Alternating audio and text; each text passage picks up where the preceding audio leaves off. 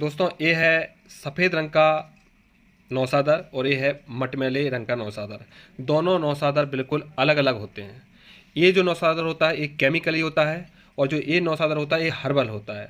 इस नौसादर को बनाने के लिए पेड़ पौधों का प्रयोग होता है और इस नौसादर को बनाने के लिए केमिकल का प्रयोग होता है। दोस्तों ये नौसादर अमोनियम क्लोराइड से बनता है जो रासायनिक कामों को बनाने या रासायनिक काम करने के लिए उपयोग होता है। इस नौसादर को हमको कोई भी आयुर्वेदिक औषधियों में प्रयोग नहीं करना है। दोस्तों ये नौसादर जो है ये जड़ी बूटियों के द्वारा बनाया जाता है। इसको बनाने के लिए पीलू का क्षार और करीर का क्षार, ये दोनों पेड़ों की उत्पत्ति राजस्थान या रेतीले क्षेत्रों में होता है और इन पेड़ों के पत्ते फूल तने सबको तोड़कर बारीक रस निकाला जाता है, फिर उनको क्षार बनाया जाता है क्षार बनाने की प्रोसेस से। तो ये जो नौसादर है मटमैले रंग का, ये है पीलू और करीर के क्षार से बना हुआ।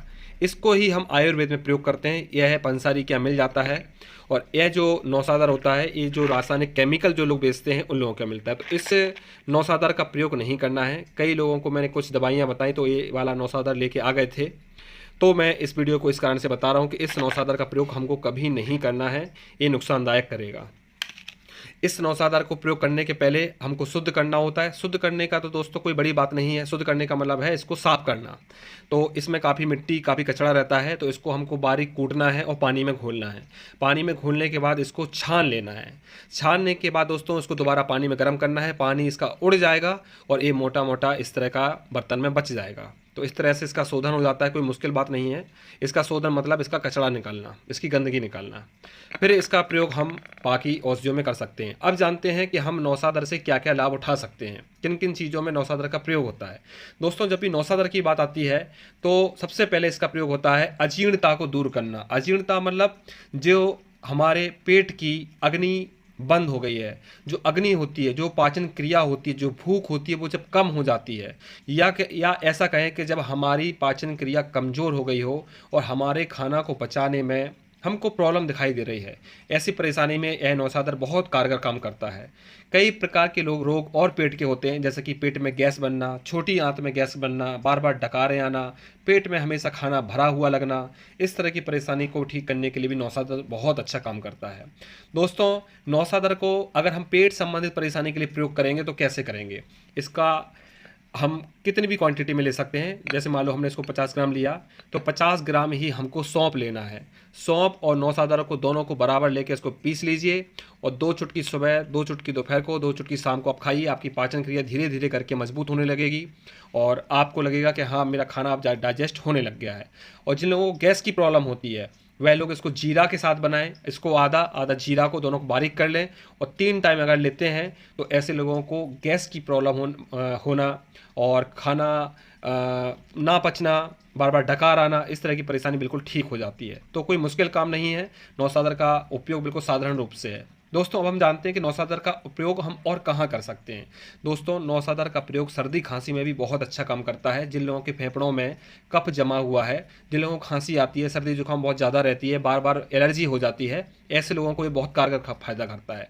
इसको करना क्या है कि इसका शोधन करके पहले इसको रख लेना है हमको। इसके बाद हमको सुबह शाम गुनगुने पानी में या थोड़ा जो गर्म पी सकते हैं थोड़ा सा गर्म पानी में इसका 1 चुटकी डालना है।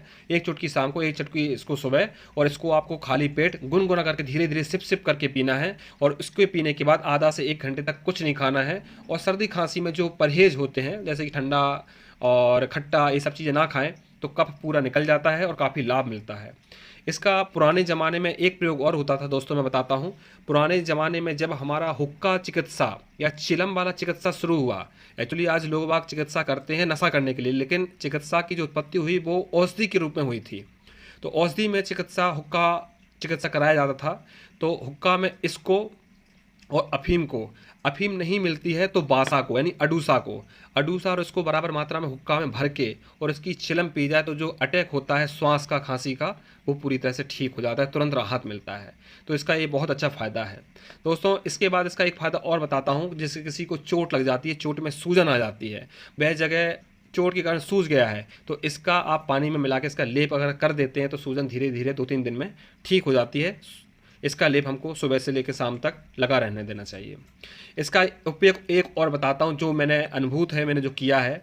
कोई भी कीड़े मकोड़े जैसे चींटी काटती है या आपको मधुमक्खी काटती है या बिच्छू काटता है, कोई भी छोटे मोटे जीव अगर आपको काटते हैं और उस जगह पे इसका लेप लगाकर उतारा करते हैं, मतलब नीचे की तरफ उतारते हैं या उसी जगह बार बार लेप करके पानी में इसको मिला के लगाते हैं, तो जो भी कीड़े की जलन, चिंटी की जलन, ततैया की जलन, मधुमक्खी की जलन होती है जो, वो तुरंत राहत मिलने लगती है और 1 घंटे में, करीबन 1 घंटे लगा रहने देने से बिल्कुल लाभ हो जाता है। तो दोस्तों, नौसादर के मैंने आपको प्रयोग बताए। नौसादर के वैसे तो छोटे छोटे बहुत से प्रयोग हैं, लेकिन जो मुख्य प्रयोग है मैंने आपको बताया।